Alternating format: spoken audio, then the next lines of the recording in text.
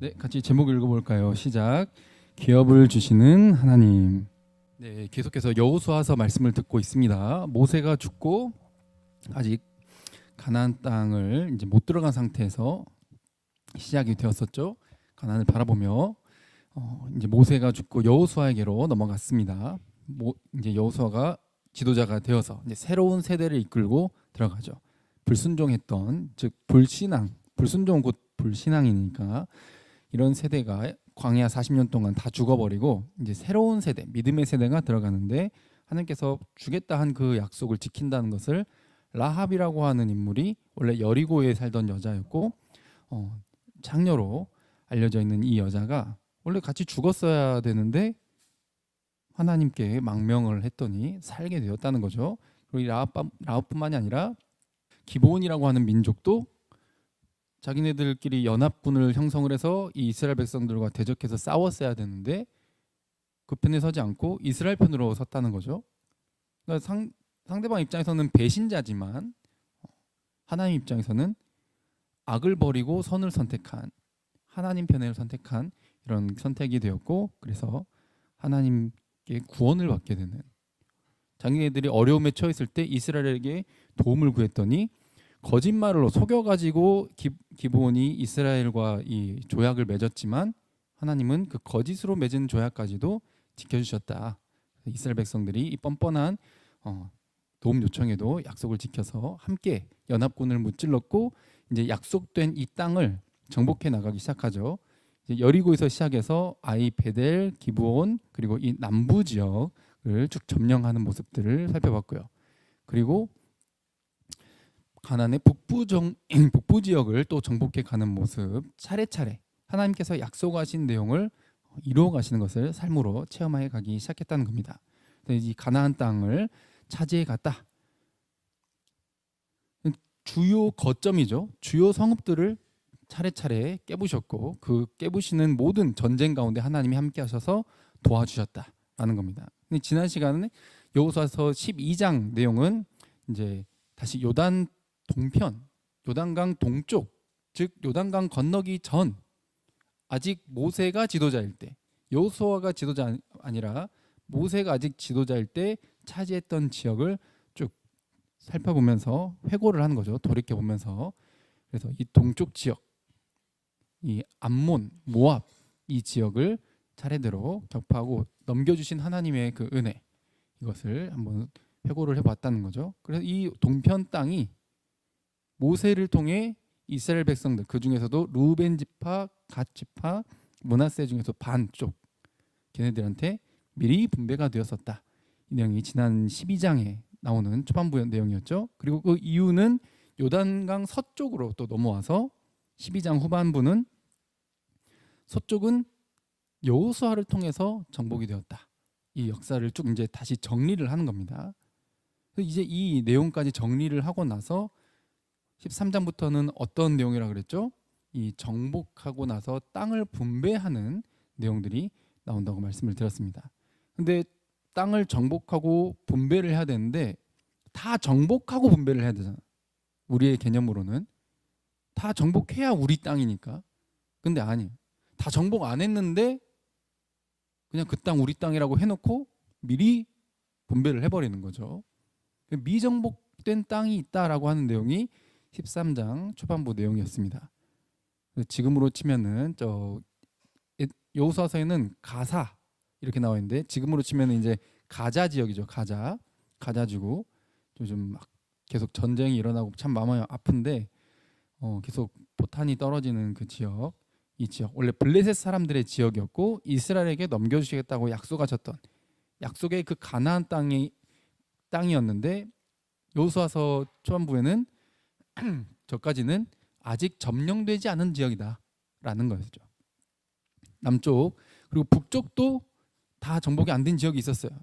여호수아서 13장 4절부터는 북쪽 지역이죠. 지금으로 치면은 레바논이죠. 지금 이스라엘이 자기네들 안쪽에 그 가자 지구랑 또 동시에 위에 레바논이랑 거기 하마스와 이 레바논 그리고 이란 막 이렇게 지금 전쟁의 모션들을 계속해서 해나가고 있는데 그 레바논이에요. 레바논. 지금으로 치면은 그 지역이요. 이 지역도 어땠다? 당시에 아직 완벽하게 정복이 된 게 아니었다. 그런데 미리 분배를 하는 거죠. 왜? 우리 땅 될 거니까. 이게 뭐를 믿는 거다? 약속을 믿는 거다. 손에 잡혀야 눈앞에 있는 것, 보이는 것만 쫓는 게 아니라 말씀을, 약속을 믿는 믿음인 거죠. 오늘 이제 또 내용 들어갈 텐데 그에 이어진 내용입니다. 자본주의와 사회주의 차이점을 아신가요? 자본주의는 이제 좀 인간은 어차피 이기적이니까 자유 경쟁을 시켜서 다 같이 발전하자. 경쟁해야 발전하니까 서로 막 잘해보려고 하다가 그렇게 해서 잘 먹고 잘 살게 될 것이다. 그래서 우리가 가난해지는 거는 우리가 노력하지 않았기 때문이고 열심히 해서 잘 먹고 잘 살 수 있다. 이런 이제 좀 개념들이 밑바탕이 되어 있는 거죠. 근데 사회주의는 뭐예요? 아니다. 우리는 혼자서는 잘 살 수 없다. 함께 해야 된다. 공동체를 지향을 해야 된다. 가난은 꼭 개인만의 문제는 아니다. 사회가 함께 책임을 져줘야 된다. 이런 입장인 거죠. 그래서 공정한 경쟁을 해야 되는지 아니면은 좀 애초에 출발도 다르고 갖고 태어난 능력치도 다르기 때문에 좀 평등하게 이렇게 나눠 분배를 해줘야 될지 막 이런 이제 개념들이 싸우게 된 거죠. 이 두 가지가 참 균형을 이루면 좋겠는데 그렇지 못하다는 거죠. 그래서 요즘 사회주의를 선택한 국가들 그게 썩 잘 살지 않습니다. 독재가 판을 치고요. 그리고 자본주의도 어때요? 부익부 빈익빈이라 그러죠. 잘 사는 사람은 더 잘 살게 되고 못 사는 사람은 더 못 살게 되는 거예요. 어떤 사회 체제 시스템을 채택을 하든지 완벽이란 없다는 거예요. 누가 왕이 돼도 어떤 체제를 선택을 해도 그나마 좀 나은 게 있을 뿐 반드시 사각지대가 생기게 돼요. 이 모든 게 우리나라도 헌법에 명시되어 있잖아요. 인간으로서의 그 기본권, 그렇죠? 삶으로서 사람으로서 존엄하게 누려야 될 기본적인 권리가 있다 이거죠. 근데 그것을 주기 위해서 뭐든 좀 같이 좀 잘 살아보자고 인간답게 살아보자고 시스템 체제를 만든 거잖아요. 적용해 보는 거잖아요. 근데 놀랍게도 하나님을 떠난 인간들은 어떤 체제를 선택을 하든 완벽이 없다는 거죠. 반드시 사각지대는 생기게 된다. 2년 전이죠. 수원의 새 모녀가 너무 가난해서 분명히 지역 사회도 있고 이렇게 복지 시스템도 있고 그 사각지대에 있는 사람들을 또 챙겨보자고 하는 그런 시스템도 있었음에도 불구하고 새 모녀가 함께 목숨을 끊었습니다. 그러니까 지역 또 지금 등록되어 있는 주소지 이런 것 위주로 막 복지를 이렇게 막 찾고 막 하려고 하다 보니까 여기에 살고 있는데 등록이 아직 안 돼 있어. 너무 가난해. 이런 사람들은 혜택을 볼 수가 없는 거예요. 여러 사정이 있을 수 있는데 그래서 참 안타까운 일들이 이게 굉장히 좀 이슈였죠. 뉴스에 굉장히 많이 나왔었던 내용인데 결국 어떤 체제를 선택하든 완벽이란 없다. 인간의 한계. 어떤 체제든지 뭘 간과합니까? 인간이 욕심이 있다라고 하는 내용을 간과하는 거야. 간과. 사회주의. 우리가 함께 살려고 이렇게 서로 같이 거둬들이고 같이 공유하자. 능력에 따라 일하고 필요에 따라 가져가자. 이미 증명됐죠? 인간의 욕심을 채워요, 못 채워요? 못 채워요. 그러면 또 자본주의는 인간이 양심이 있으니까 열심히 경쟁시켜 놓고 부자가 돼서 다 잘 살게 되면 어려운 사람들을 지들이 알아 도와줄 거야. 그럽니까? 그러지 않아요. 사각지대가 생긴다는 거죠. 가지려는 사람은 계속 가지려고 해. 그리고 겉으로는 뭔가 그럴듯한 정책도 마련을 하고 하는데 보여주기식이 참 많아요. 예, 저도 이제 결혼하고 여러 가지 좀 정책을 이득을 보기도 했는데 이런 것들을 이제 살아가면서 경험하는 게 그런 거죠. 아 진짜 이게 보여주기식이구나. 그 혜택을 받기 위해서 정말 바늘구멍 통과하는 것처럼 통과를 해야만 혜택을 볼 수 있다는 거죠. 뭐라도 하나 걸리거나 애매하면 혜택을 볼 수 없는 거예요. 인간들은 그렇게 자기의 욕심을 이루기 위해서 하는 것처럼 척하고 뒤에서는 자기 이익을 챙기는 그런 거죠. 그리고 우리가 어떤 살아가는 시스템도 내 거다라고 하고 뭐 자본주의다고 이렇게 이야기를 하지만 결국 온전히 다 내 게 아니에요. 그 증거가 뭡니까? 세금이라는 걸 낸다는 거예요. 세금. 땅을 사도 장사를 해도 물건을 사도 세금이란 걸 내야 돼. 세금을 내지 않으면은 권리가 박탈당하는 거예요. 세금을 내고 권리를 받는다는 건 뭘 의미하죠? 온전하게 내 거란 건 없는 거죠. 근데 그 안에서 또 내 걸로 한번 해보겠다고 뭐 욕심을 부리면서 막 발버둥 치는 게 지금 우리가 보고 있는 세상인 거죠. 부자일수록 더 뭘 내기 싫어해? 세금 내기 싫어하고. 세금 내서 좀 잘 쓰면 좋은데 엄한 데 쓰고. 뭐 어떤 체제든 완벽이 없어요. 그런데 오늘 이 땅 분배에 관한 이야기를 하면서 땅을 분배한다라고 하는 것은 땅이 지난 시간에 말했죠. 기업이라는 거고 기업이란 말은 나할라 그 유산이라는 뜻이에요. 유산. 유산이라고 하는 것은 땅을 받는다라고 하는 것은 삶의 기본권이에요. 기본권. 먹고 살 수 있는. 당시에는 땅이 있어야 내가 가축이 있어. 내가 먹일 수 있는 풀이 있어야지. 풀은 어디서 나는데? 땅에서 나지. 내가 농사를 지어. 농사는 어디서 짓는데? 하늘에서 짓는 게 아니잖아요. 땅에서 지어. 땅을 받는다라고 하는 삶으로서 사람답게 먹고 살 수 있는 기본권을 말한다. 근데 그것을 인간들이 어떻게든 이렇게 저렇게 하려고 했더니 욕심을 부리고 전쟁이 나고 서로 싸우고 사각지대에 있고 약자는 빼앗기고 그래서 누가 나눠주신다? 하나님이 나눠주신다. 그리고 지금 이 분배되는 땅들은 후에 이스라엘 백성들이 하나님이 주셨다 그래서 희년이라고 있어요. 희년. 49년, 그 50년마다 돌아오는 이 희년에는 원래 그 지파에게로 원래 주인에게로 돌려보냅니다. 왜? 이게 지금은 내가 가지고 있지만 내 것이 아니라는 거예요. 이 땅이라고 하는 개념이 하나님이 주시는 것이고 이것을 받아서 누리지만 우리는 인간의 힘으로는 온전할 수 없는 이 땅에서 하나님과 함께 할 때 하나님이 주신 것을 받아 누릴 때 온전할 수 있다는 것을 성경은 가르쳐주고 있는 거죠. 자, 8절 읽어볼까요? 시작.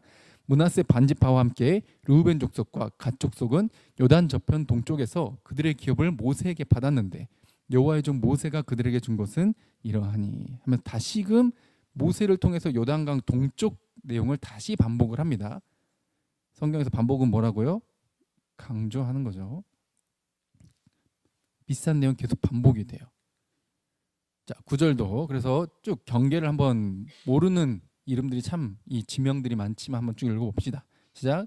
곧 아르논 골짜기가에 있는 아로엘에서부터 골짜기 가운데 있는 성읍과 디본에 이르는 메드바 온 평지와 헤스본에서 다스리던 아모리 족속의 왕 시온의 모든 성읍 곧 암몬 자손의 경계까지와 길르앗과 및 그술 족속과 마하갓 족속의 지역과 온 헤르몬 산과 살르가까지 온 바산 곧 르바의 남은 족속으로서 아스다롯과 에드레이에서 다스리던 바산 왕 옥의 온 나라라. 모세가 이 땅의 사람들을 쳐서 쫓아냈어도.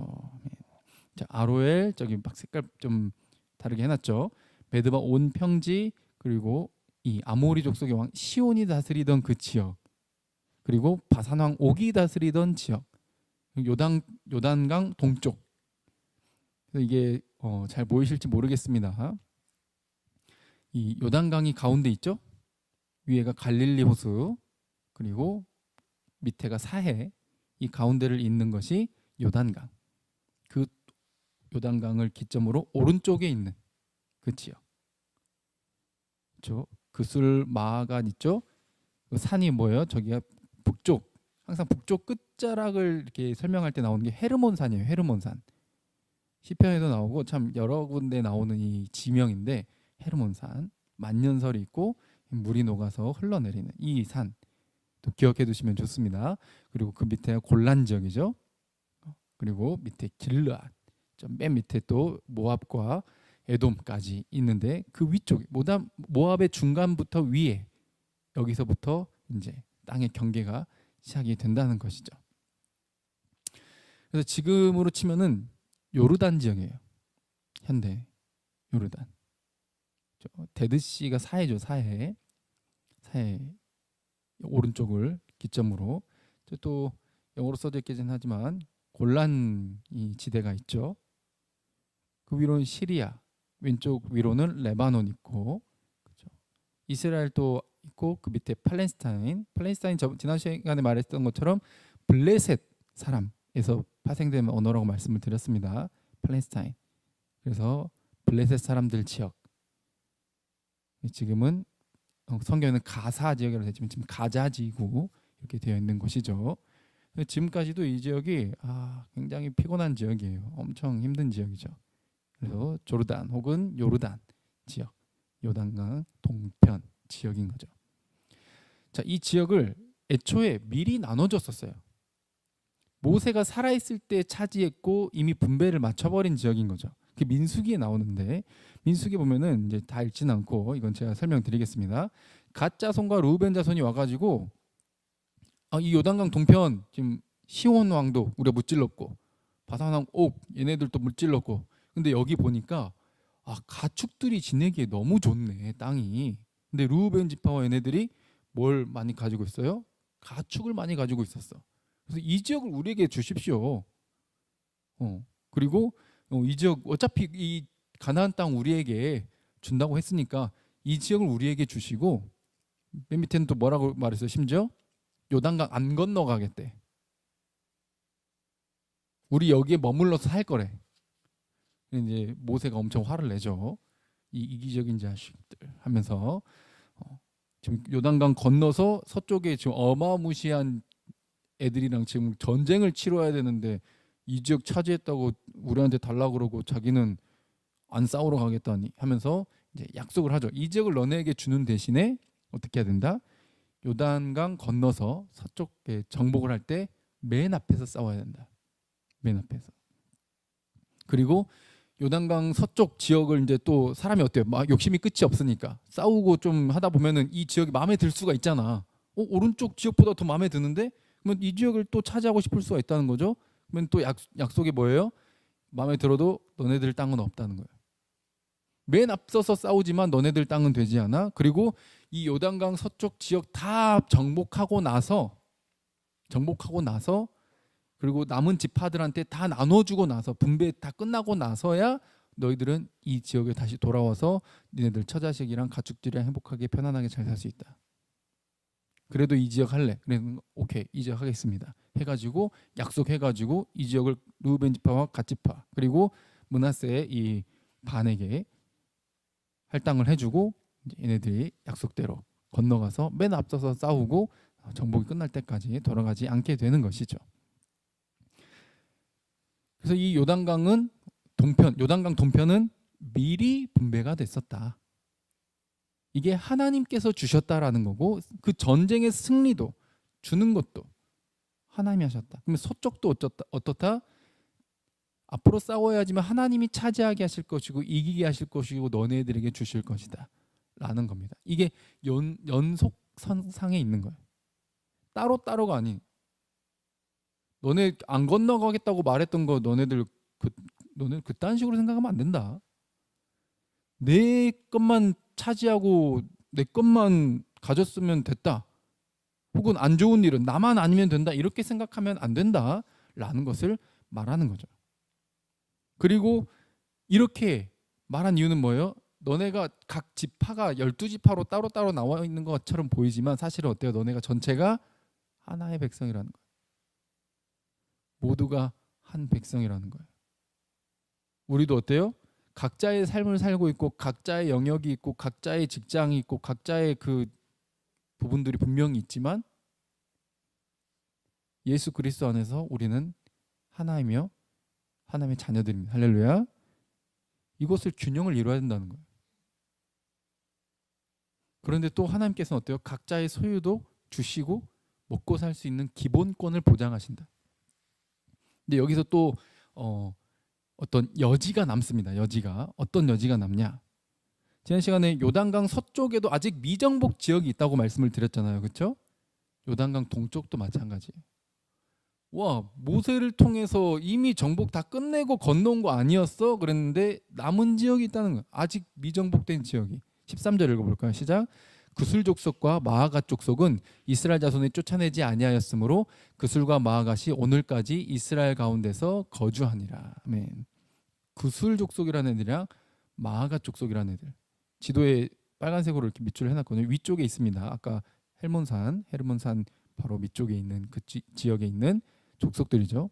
그래서 오늘까지 이스라엘 가운데 거주하니라면서 여호수아서가 기록되던 그때까지도 얘네들이 이스라엘 백성들과 함께 있었다는 거죠. 그리고 얘네들이 특히 마아갓 족속 있죠. 마아갓. 얘네들이 사무엘하 10장이랑 막 이런 데 보면은 다윗이랑 이제 전쟁을 하거든요.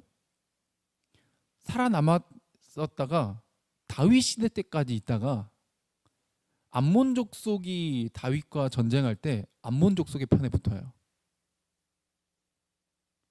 그러니까 미정복된 지역 얘네들이 뭘 해요? 이스라엘의 성경의 표현을 빌면 옆구리에 가시가 돼. 그래서 계속 괴롭히고 찌르는 거예요. 뭘 할 때마다 막 계속 걸리고 뭔가 여러분들 신발에만 뭐가 들어가도 작은 돌멩이 하나만 들어가도 느껴지잖아요. 이게 얼마나 불편해요.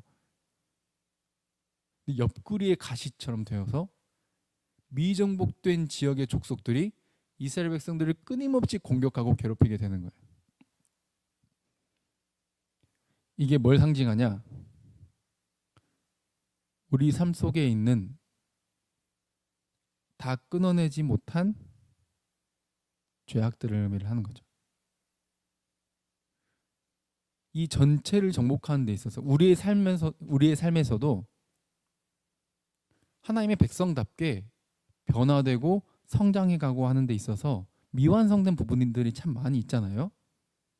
근데 그 부분들이 우리를 괴롭힐 때가 진짜 많아요.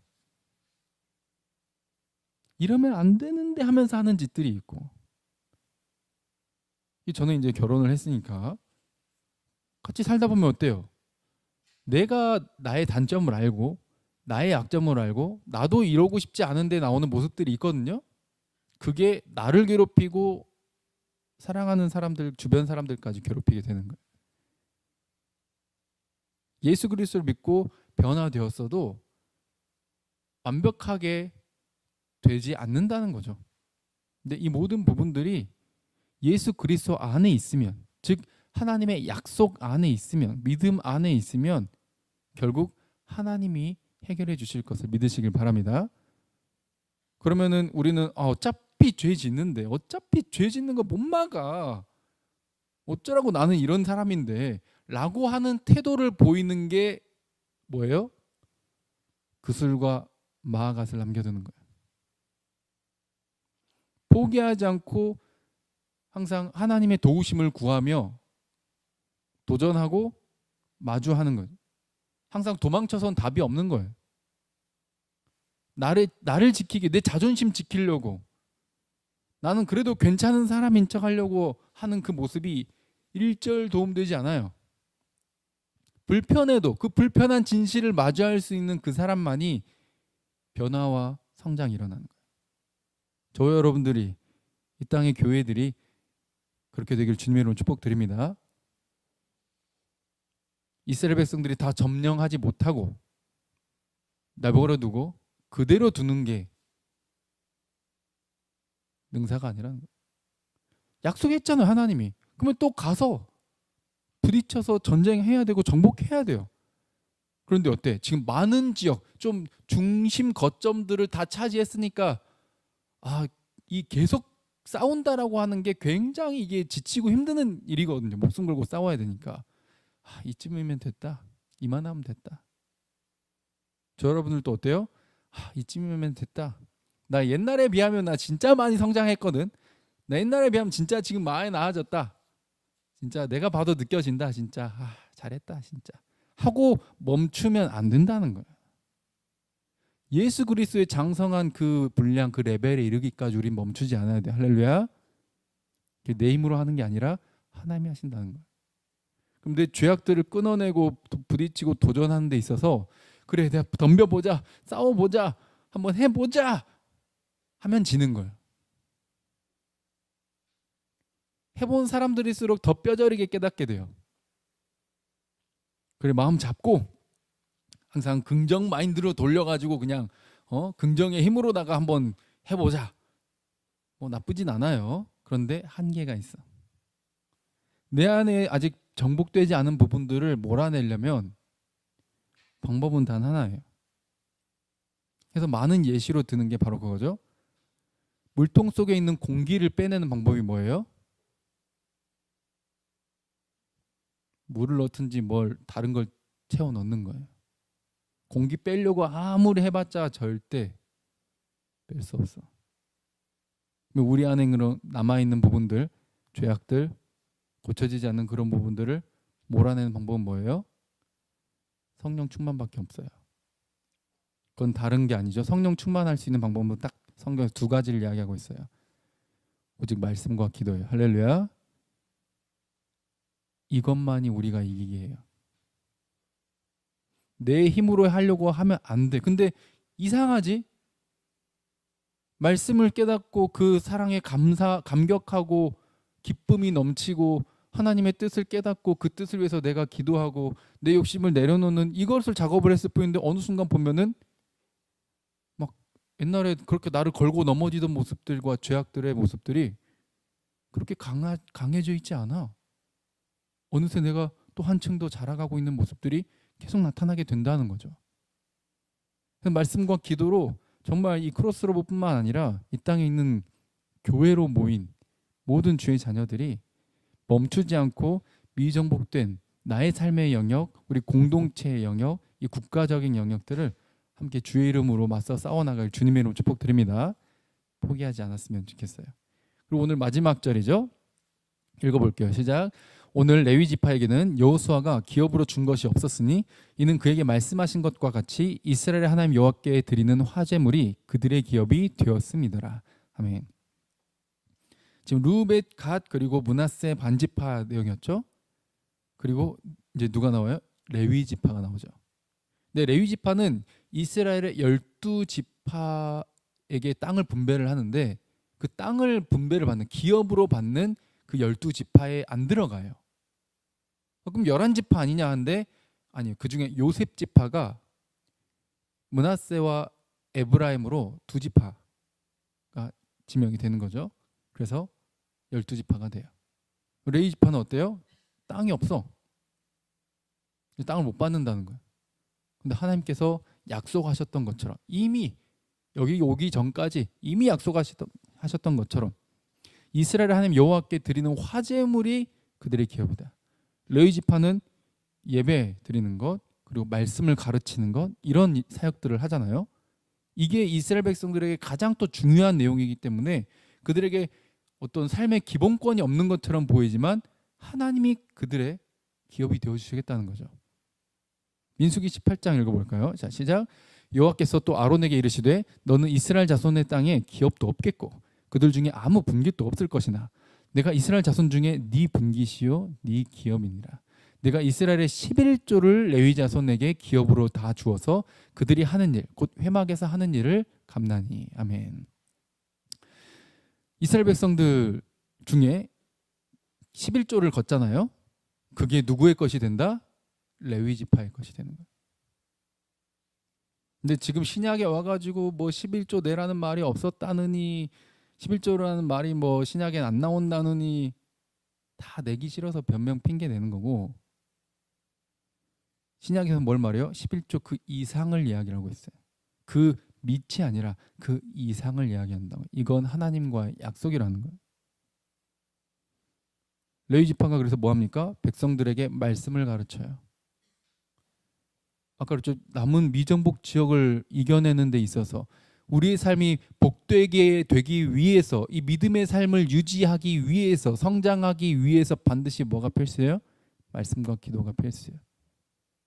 개인의 예배를 위해서 말씀을 교육해야 되고, 공동체의 예배를 통해 함께 하나님의 임재를 경험하며 하나님께 기도하는 이런 삶들이 이어져야 된다는 거죠. 그 역할을 하는 일들이 멈추지 않게 하라는 거예요. 이것이 멈춰지게 되면 어떻습니까? 항상 자기 합리화하기 시작해. 사람들이 인간의 욕심은 끝이 없어가지고 계속 세상이 추구하는 걸 추구하게 돼. 지금 기업을, 땅을 분배를 하나님이 해주시잖아요. 근데 하나님이 나에게 준다고 생각하지 않아. 내가 지금 이거 내버리면 이거 아깝고 내가 나를 책임져야 되는데 이거 나 먹고 살지 못한다고 생각을 하게 돼. 즉 내 삶의 기본 땅을, 내가 딛고 있는 이 땅, 하나님이 줬다고 생각하지 않는 거예요. 그렇게 우리를 사탄이 유혹하는 거죠. 자기 땅이 없다라고 하는 것은 기업이 없는 것이고, 그것은 사회적 약자를 의미하죠. 그래서 레위 지파는, 제사장들은 당시에 고아, 과부, 나그네와 같이 가난한 자로 분류가 됩니다. 근데 그들에게 이 11조와 화제물, 이 음식 봉헌물이라고도 학자들이 해석을 하기도 하는데, 이런 것들이 레위 지파에게 가서 그들이 먹고 살 수 있는 걱정을 하지 않게 하는 거고, 그들이 이 사역을 위해서 하나님의 말씀과 기도와 이 예배를 위해서 온전히 집중할 수 있게 하는 이 시스템을 하나님께서 허락하신 것이죠. 즉 너희가 다른 사람들처럼 일은 안 해. 그런데 너의 일은 따로 내가 정해뒀고, 그래서 내가 너의 먹고 사는 것을 책임져 준다. 하나님의 입장을 대변해야 되는 그런 입장으로서, 인간과 하나님의 중간 매개체로서 너희를 지명해서 내가 불렀으니까 너희는 내가 책임지니까 걱정하지 말고 그 일에 전념하라는 거예요. 지금도 어떤 저를 비롯해서 이런 사역자들이 있는데, 뭐 풀타임으로 하는 분들도 있고 좀 다른 일과 병행하는 분들도 있지만, 전체적으로는 이 개념과 정신은 똑같습니다. 하나님의 말씀과 이 예배가, 하나님의 뜻을 구하는 이 기도가 이 땅에서 멈추지 않게 하는 거예요. 그게 우리를 타락하지 않게 하고 세상의 그 죄와 유혹에 넘어가지 않게 하며 거룩하게 살아가게 하며 하나님의 그 영광과 이름과 그 얼굴빛을 세상에 보낼 수 있는 개념을 깨닫게 한다는 거예요. 근데 이것을 제대로 못하게 되면은 교회가 모여서 돈 모아서 우리 건물을 올리자, 야 우리 삐까뻔쩍하게 한번 잘 살아보자, 이렇게 되게 되는데, 아니죠. 하나님의 말씀이 제대로 가르쳐지게 되면 어때요? 어떻게 해야 사회에 공헌할 수 있을지, 약자를 더 돌볼 수 있을지, 국가가 돌보지 못하는 그런 사각지대에 있는 자들을 우리가 돌볼 수 있을지, 무엇이 하나님이 기뻐하시는 일일지, 이 일을 위해 함께 고민한다. 혼자 고민하지 않고 같이 고민하기 시작해. 그 일을 하면서 함께 기뻐해. 분명 내 걸 드렸는데, 내게 나갔는데 기뻐. 이런 사람들이 모인 천국을 경험하는 공동체, 그 일에 앞장서서 하나님의 입장을 대변하는 존재들이 레위 지파였다는 거죠. 레위 지파뿐만 아니라 다른 지파들도 전부, 자 지금 누가 주십니까? 하나님이 주시죠. 하나님이 기업이십니다. 할렐루야. 레위 지파에게만 해당되는 게 아니에요. 그 땅도 다 하나님이 주시는 거니까. 정복하게 하신 것도 하나님이시니까. 애초에 처음부터 내 것이 없어. 11조의 개념이 뭐예요? 이 고백이에요. 밑에 그 그림에 있는 글귀를 한번 읽어볼까요? 자, 시작. 저는 하나님의 것임을 인정합니다. 하나님이 주신 이 몸과 마음을 순결하고 깨끗하며 거룩하게 살겠습니다. 이게 내가 한 것도, 나도, 내 노력도, 내 재능도 다 하나님 거라는 거예요. 거기서부터 온 것도. 이게 바로 하나님께 드리는 이 봉헌에 담긴 고백인 거죠. 그래서 뭐 이거 드려서 뭐 목사가 다 가져간다, 교회가 뭐 헛군데 쓴다, 이렇게만 생각할 것이 아니라, 물론 이제 교회가 잘못되게 돈을 쓴다면 함께 회의를 해야 되고 지적을 해야 되고 고쳐 나가야 됩니다. 그래서 함께 가는 것이죠. 근데 우리는 결국 내 개인의 욕심을 사실은 자기 합리화하려고 하는 경우가 참 많거든요. 그것을 내려놓고 하나님을 위해서, 이웃을 위해서 기꺼이 나의 것을 함께 나눌 수 있는 그런 자들이 교회 공동체라고 하는 것이죠. 그래서 모두에게 주시는 하나님이라는 개념이 신약에는 예수님께서 비유로 드신 게 있죠. 포도밭 주인 비유가 있어요. 그래서 아침 일찍부터 나가서 오늘 일할 사람들을 이렇게 데려갑니다. 근데 보통 아침 일찍 가가지고 준비하고 있는 일꾼들 데려가서 이제 일 시켜놓으면 끝난 거잖아요. 근데 이 주인이 이상하게 막 9시에도 나가보고 10시, 11시 막 오후에도 나가보고, 심지어 일이 저녁 6시까지라면 오후 5시까지 또 나가보는 거예요. 그래서 불러서 오는데 가는데 시간이 있으니까 또 일을 30분도 못했을 텐데 뭐라는 거, 일한다는 거예요. 이해 안 되는 짓을 하는 거죠. 뭐야. 근데 전부 어때요? 처음 온 사람이 일 제일 많이 했고, 그 다음 온 사람이 일 제일 많이 했고, 그 다음에 또 이런 식으로 맨 끝에 온 사람은 일을 30분도 못했어. 그러면 서로 다르게 줘야 돼, 똑같이 줘야 돼? 자본주의에선 다르게 줘야 돼요. 그게 우리의 개념이에요. 근데 애초에 데려올 때부터 하나님으로 비유되는 저 주인은 뭘 약속합니까? 한 데나리온. 지금으로 치면은 하루 일당 10만 원에서 15만 원 사이, 그걸 줘야 밥도 사고, 저 자식을 위해 선물도 좀 하나 사고, 인형도 하나 사주고, 그냥 먹고 입고만 하는 게 아니라 인간으로서 누릴 수 있는 것들을 할 수 있는 기본 최소한의 돈이 뭐예요? 1데나리온이 그걸 상징했다고. 그러면 오후 5시까지도 사람들이 아무도 일 안 시켜줘, 안 데려가. 그 이유가 뭘까? 딱 봐도 일 못해 보이거든. 뭔가 건강에 문제가 있어 보이거든. 남들이 무시하고 남들이 능력 없다고 말하고 하는 사람들을 하나님은 데려가세요. 써주세요. 그래서 얼마나 일 잘했냐, 얼마나 많이 했냐, 얼마나 기여했냐를 따지지 않아. 똑같이 뭘 주십니까? 예수 그리스도의 보혈을 선물로 주십니다. 할렐루야. 이게 영생이에요. 생명이에요. 하나님 공평하셔요. 너는 애초에 태어날 때부터 이렇게 갖고 태어났으니까 이만큼 누릴 자격이 있어라고 말하는 건 이 땅에서나 막 먹히는 것이지, 애초에 그럴 능력도, 어떤 신체적 조건도, 어떤 이 지능적 조건도 아무것도 타고나지 못한 사람들한테는 너무 잔인한 말이 되거든. 근데 하나님은 모두에게 믿음만 보시고 약속을 주셔서 한 데나리온 주겠다, 영생을 주겠다는 그 약속을 지켜주신다는 거죠. 그래서 인간이 어떤 사회적 시스템을 만들고 했을 때는 완벽할 수 없지만, 하나님이 행하시고 하나님이 계획하시고 하셨을 때는 온전해질 수 있습니다. 할렐루야. 이것을 기억하셨으면 좋겠고, 그래서 하나님이 행하시는 이 약속을 붙잡고, 생명의 약속을 주신 하나님이 나에게 주신 것, 나는 뭔가 자격이 있어서 받았다라고 생각을 하지 않고, 구원받은 자마다 다 뭐라고 생각합니까? 자격 없는 자가 받았다고 생각하기 때문에 감사가 나올 수밖에 없어요. 이걸 인정하는 게 구원의 시작입니다. 그래서 결국 땅을 기업으로 주신다 하셨죠?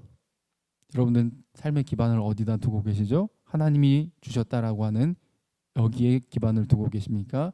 아니면 어떻게든 내가 벌어야 되고 내 노력으로 살아남아야 한다라고 하는 그 가치관에 삶의 기반을 두고 계십니까?